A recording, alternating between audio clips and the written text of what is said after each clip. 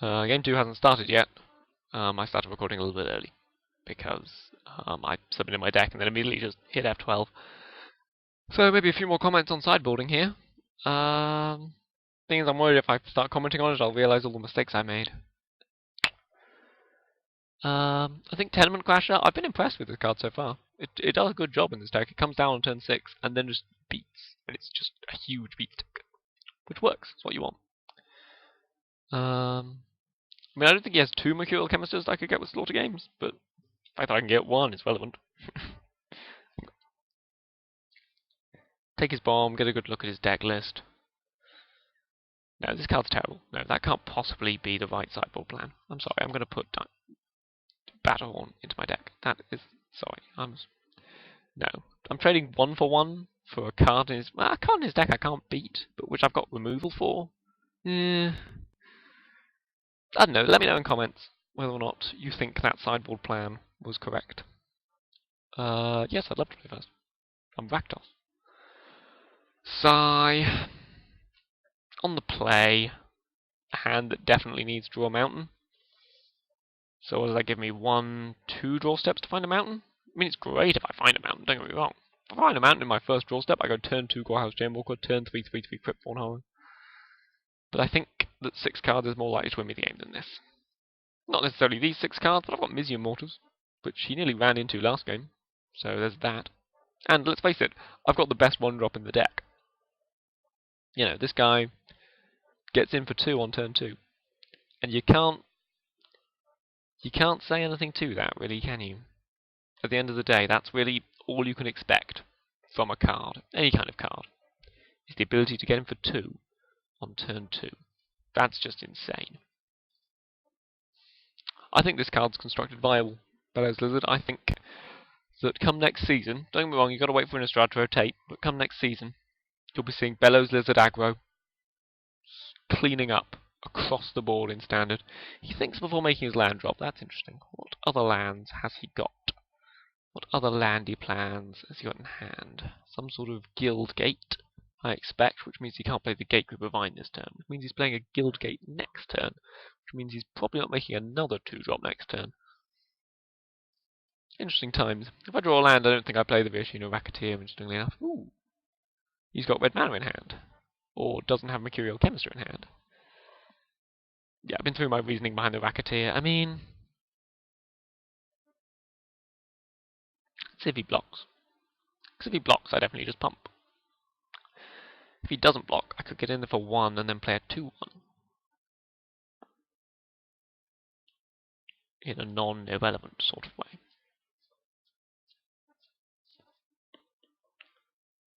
Yeah, I mean...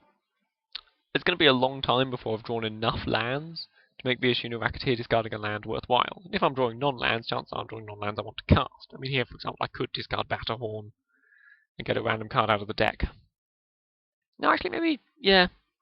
I feel like, yeah, having a Launch Bunny hand, I'm much happier with than that Battlehorn. Because it's where I'm more likely to draw lands to play in future. If he just goes Key Rune now, obviously I feel like an idiot. Christ. Well, that explains the planes. And if I mortars that, is this game likely to go long enough that mortarsing that is relevant? I've got 2 6-drops in hand already, so if I draw as many lands as I drew last game,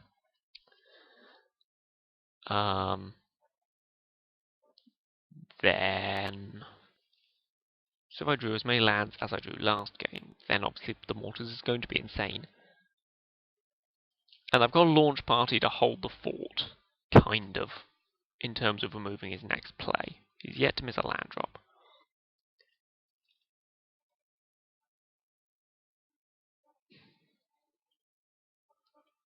If I had another land, so I could potentially trade the... I think I'll give it a turn. I think. So worst case scenario, I take 3, put this on even life total, and I can afford to take that 3. Crucially. And then, if I just draw lands, I'm fine with it, because then I can pump the Bellows Lizard twice, which means I can trade the Bellows Lizard with the Centaur.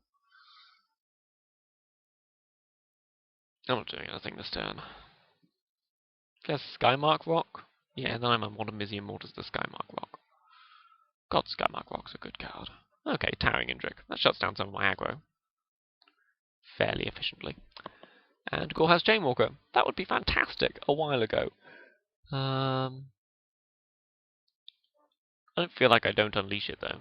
I mean, if I leash it, then I can trade it and a Bellows Lizard for a Centaur. No, it's not happening. Eat 3/2. So this turn, it's perfectly possible I take 5, Mortar's a blocker, crack back in for 6, take 5 again. This isn't a race, I win. Maybe I shouldn't have unleashed that Chainwalker. Unless I can launch party, the blocker, then just keep drawing mana up to my 3/6 drops in hand. Does he attack with the Indrik? No. Which implies he either doesn't have a blocker post-combat, or that he's scared of removal, or if my Gore has Chainwalker in some way. Because there's no reason why the Indrik can't get in there.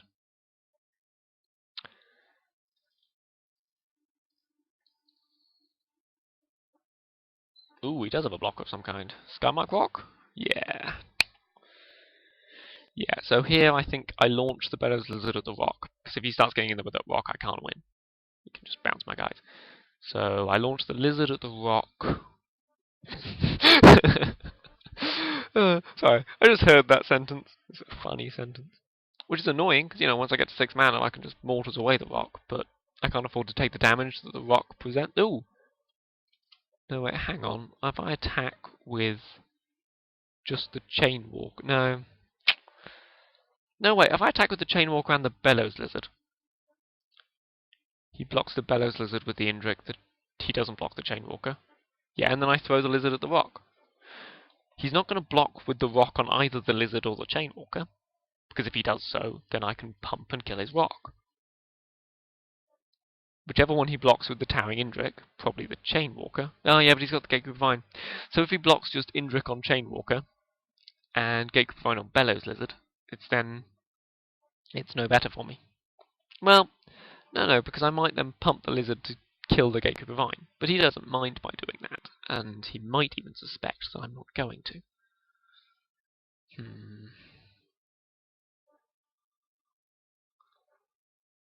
And I probably don't want to launch the Gorehouse Chainwalker. No, I don't think... I cancel. I always do that wrong. I end up targeting the wrong creature. So I target the rock.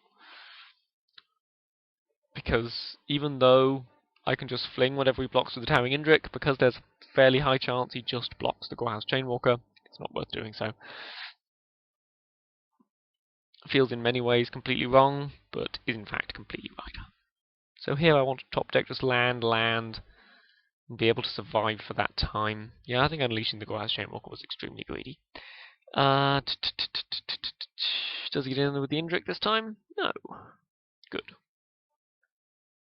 Maybe I should have just launched the Racketeer. No. Racketeer is better than Lizard. Lizard is terrible.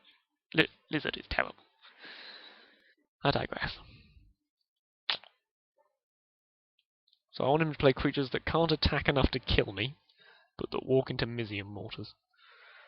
And I want to draw lands that help me play my spells. Yeah. So here I just pass, take another 3. Hopefully he plays Mercurial Chemister, passes the turn, I top deck a land, I Mizium Mortars, and then I have a chance this game. I mean, I've played the game pretty much as if I have Mizium Mortars, but I still can't imagine he plays around it here, and if he does play around it, I can just play Tenement Crasher, play the defensive game. Assuming I draw a land. Come on, play the Chemister. Play the Chemister. You know you want to, I know you want to, it's just a matter of time. Okay. So did he not play the Chemister, and did I fail to draw the land I needed? But he played Azor's Elecutors, so which I can't Mortars anyway. So this turn I play the Rage Mutt, hoping to trade with his Centaur if it attacks. If it doesn't attack and he tries to play the defensive game, hopefully I draw a land, can Assassin's Creed. Is it actually called Assassin's Creed? No, Assassin's Strike. I wish it was called Assassin's Creed. It'd be so much cooler. I get. Then his Elecutors is dead. And yeah, you get a whole elocution counter, filibuster counter, just for you. He has to discard a card. Hopefully he doesn't play Mercurial Chemister now. If he plays the Chemister now, then I have to either... No, I think I just give him the elocution counter.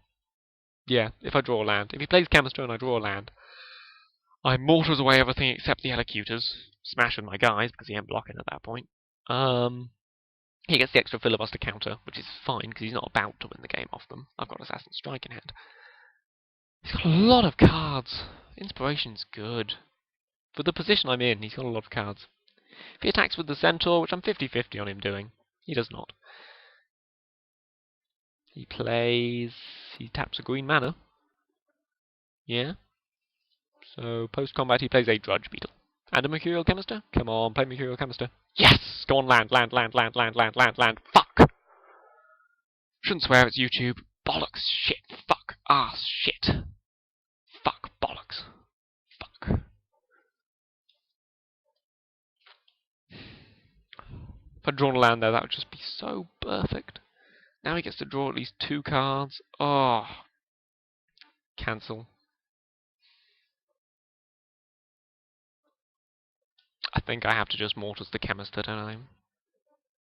If I don't draw land, it lets him draw 2. Ugh. I've still got the Assassin Strike to kill the Elocution lesson. I think I don't unleash the Splatterfuck.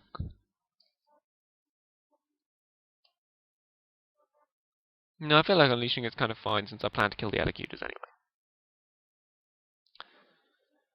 Oh, that's extremely annoying. Extremely annoying. Last game I prayed for spells, this game I prayed for lands. I was praying he'd play the Mercurial Chemister as well.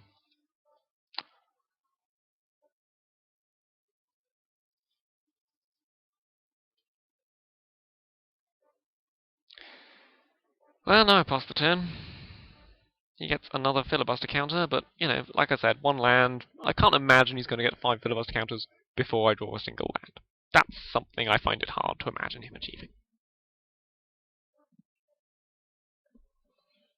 He's got fairly good attacks since I didn't unleash a Splatterthug, to be fair. And he's still got so many goddamn cards in hand. Has he missed a land drop yet? Because if so, he's got 4 spells. Yeah, Skywatch, Detain, my best blocker. So if I draw Assassin Strike, kill his best blocker. I'm almost certainly chumping here with the Venus, rackets. Can't imagine he doesn't attack with the Elocutors. And probably the Towering Indrik. If I had Mizium Mortars, I had such a good out to this board state. I bet I'd top deck a land as well. I mean, I kind of need to top deck a land, don't get me wrong. Why aren't you attacking with the Elocutors, Alex? Attacks with the Elocutors, am I just dead? No, I got a 1. I feel like I just chumped the Centaur. I don't think trading with the Drudge Beetle's entirely relevant. Yeah, unleashing the Splatterthug was extraordinarily greedy and wrong. And stupid. I was somehow playing as if I was still going to Mizium Mortars away his board. Obviously. I fail again to draw land. I'll just play another below average jump blocker. And pass the turn. It's a cruel twist of fate. I mean, 1 land and Mortars that turn would have been brokenly good. I feel I deserved brokenly good at this stage. Why didn't he attack with his Elocutors last turn? I couldn't have possibly killed it. How on earth could I possibly have killed it? I was tapped out. Yeah.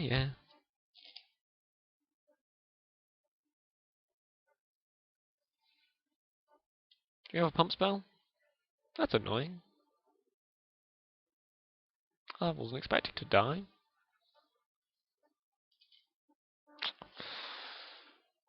No, I shouldn't have mortared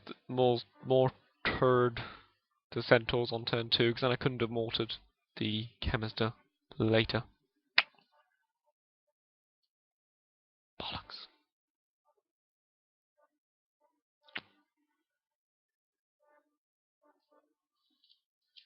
Oh well. Hope you enjoy the draft video. I'll be back again.